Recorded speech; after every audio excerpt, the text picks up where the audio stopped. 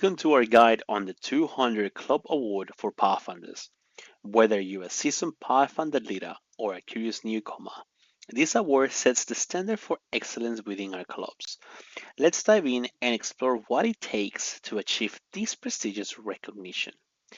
The aim of the 200 Club Award is simple: to establish a benchmark for Pathfinder clubs to measure themselves against it.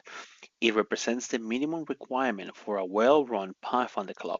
It also helps the youth department, your local district directors, and the club director to identify areas of improvement in the club.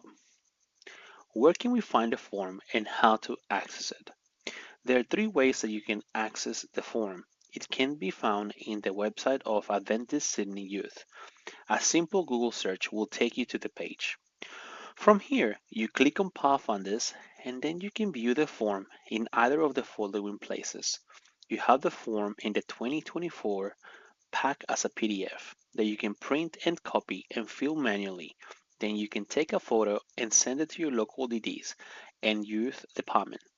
The other two locations allow you to edit and fill the form online. We will look at the editable PDF, which is my favorite way to do it. But you can also do it in Word, and steps are pretty much the same. Let's look at the PDF. I have pre-filled this to make this video a bit shorter, but we will go to each step and how to fill it in. We will look at the top section first, then we will explain and go into more detail with the second section. The first section is your monthly report, everything that your Pathfinder Club have done for the month, from hall meetings to camps, hikes, etc. This gives us a picture on how active your Pathfinder Club is. A typical club will have either two whole meetings a month or a whole meeting and a camp with maybe a conference event and a community service activity, or a combination of the same. In this pretend club, I will be doing a whole meeting, a camp, the map and compass day activity, and a community service. Now, if I was filling this form and I had my whole meeting on the 30th of March, then this is how it would look. I will place the date, followed by a brief description of the activity, on this case, a whole meeting. Then I will see what we as a club did in the meeting and see if we meet the criteria on the left column to give my club a tick. Because this is a whole meeting, I will give this tick all right a 1. Regular whole meetings will usually have a worship time, so I will give it a 1 next to it. In the whole meetings is when most clubs do classwork, either the card system or way to go program, so a 1 is also given.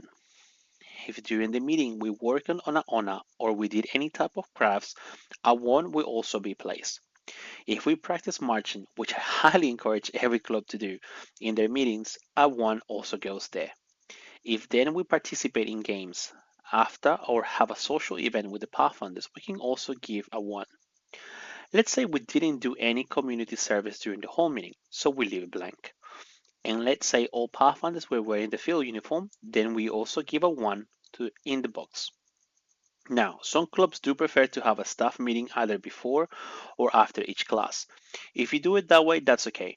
Or you can also give yourself then a 1 on the whole meeting column. However, if you as a staff, you actually have a day to do these meetings, like at the beginning of the month or a day prior classes, then you should also make a separate column to highlight that event. Then, if you have sent this form prior to the 10th of the following month, then you will also should tick this box. To clarify, if this report was for the month of March, then I will send my report just before the 10th of April to get full points. As a recommendation, I will suggest to have an alarm set up on your computer or phone, as this is something that is easy to forget, and so we can actually send it on time. And last, we have the creative activity. This was introduced during COVID to help clubs achieve the 10-point mark for the month. It's still there at the moment, so it can still help your club. You can tick this box if you have done any complementary activities outside the usual Pathfinder curriculum. For example, if you had taken your club to an observatory because you did the stats honor. Now, how do we calculate the total? Let's look at worship time. So we can see that we don't worship time during a whole meeting, but also camp and a nursing home visits. Does this mean we get 3 points for this category? The answer is no. The maximum points you can get for each category is 1. So even if you club did worship time 3 times during this month, on my score column there will only be 1 point. It will be like that for all of the things we done for the month. Now, let's say you done everything, including a creative activity in your club. Does this mean you get 11 points for the month? The answer is again no, as the maximum points you can get for this section is 10 points per month. Now, let's look at the bottom section of the 200 Club. Annual events like Pathfinder Expeditions, Map M Compass, and Pathfinder Rallies are crucial for club engagement. We also include the expected activities a club should run for the year. Let's have a quick look of what all this is and how we actually score it. We're going to look at 3 examples and how we score them. First, let's look at Map and Compass Day. This is a conference run event. This is a once per year event. Clubs are encouraged to participate to test and polish their orienteering skills. So let's say my club participated, but only 10 Pathfinders, but my club is 10 Pathfinders, and one of them was actually sick, so only 9 participated. That means it's only 90% attendance. What does this mean for my scoring? Well, if we have a look at the form pack, we can actually find this table that would tell us how many points we can receive for that event. Since my club had a 90% attendance, that means my club gets the full points of 6. However, let's say that out of my 10 Pathfinders, only 5 show up to the event. That's only 50% attendance. So according to this table, my club falls in the 40 to 59%, and my club will only receive 3 points for that event. Remember that attendance is actually calculated in terms of Pathfinders. These are our 10 to 15-year-old kids, so master guys and staff are not counted on the attendance. We understand that it's not possible to have all Pathfinders present for all the activities. This can be because of different reasons, but we do encourage leaders to motivate their clubs to engage on the activities. Now let's look at the community service event. This event can vary according to each club. For this scenario, I have picked a nursing home visitation. Let's say this time around, only 8 Pathfinders were able to make it, so that means 80% attendance. Looking at the table, that means my club also get full points, so I get 6 points. Now, if you see next to community service activity, it has a times 2 next to it, which means if my club do another community service activity during the year, I can also opt for another 6 points. Now, does that mean you should only do 2 community services activities? Well, no. 2 is the minimal expectations for clubs to do. But if we look at the first table for a quick second, you can see that you can earn a point for each community service. And there are tons of things that we can do for a community. For ideas, you can look at the resources or contact your local DDs for help. Please note that the Greater Sydney Conference Service Day will not replace a community service activity, as this will be a separate event and is reported in a different section. Lastly, let's look at our camp we had this month. Let's say there are Pathfinders attended, so now we have 100% attendance and we get the complete 6 points. At this stage, you can say, I got 6 points, it's a done deal. However, did you know you can easily earn 3 more points for a total of 9 points per camp?